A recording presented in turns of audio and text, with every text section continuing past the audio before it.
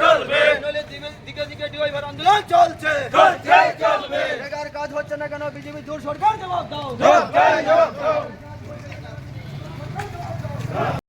BJP জোর সরকার জবাব দাও জবাব দাও মেডিকেল ও জিন্দাবাদ জিন্দাবাদ জিন্দাবাদ মেডিকেল ও জিন্দাবাদ জিন্দাবাদ জিন্দাবাদ ডিওয়াইফাই দিচ্ছে না ইনকলাব জিন্দাবাদ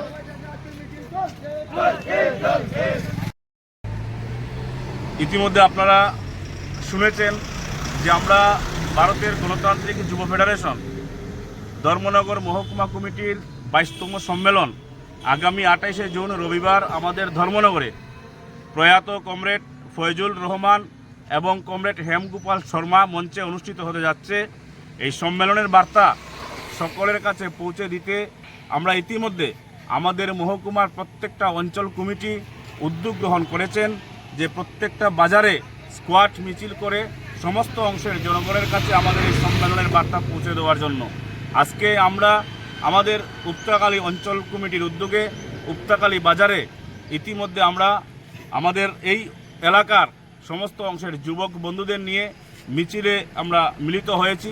এই মিছিল থেকে একটাই আওয়াজ উঠেছে, আমাদের এই রাজ্যে যে বিভিন্ন শূন্যপদ,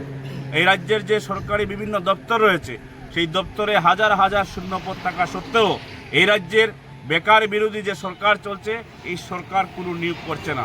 আমরা আমাদের এই ধর্মনগর মহকুমা সম্মেলনে এই বিষয়গুলো আলোচনা করব এবং আমরা ইতিমধ্যে লক্ষ্য করছি আমাদের এই রাজ্যে যে বেকার বিরোধী কর্মসূচি এই বর্তমান বিজেপি সরকার চালাচ্ছে এবং রাজ্যের মধ্যে এটা গণতন্ত্রের উপর আক্রমণ। যখন শিক্ষিত বেকাররা যখন কাজের দাবিতে ওনার চাকরির দাবিতে যখন বিভিন্ন ডেপুটেশন আন্দোলন কর্মসূচিতে যাচ্ছেন আমরা লক্ষ্য করছি এই রাজ্যের সরকার প্রশাসনের মাধ্যমে বেকারদের আক্রমণ করা হচ্ছে, বেকারদের লাঠিসোঁটা দিয়ে আক্রমণ করা হচ্ছে।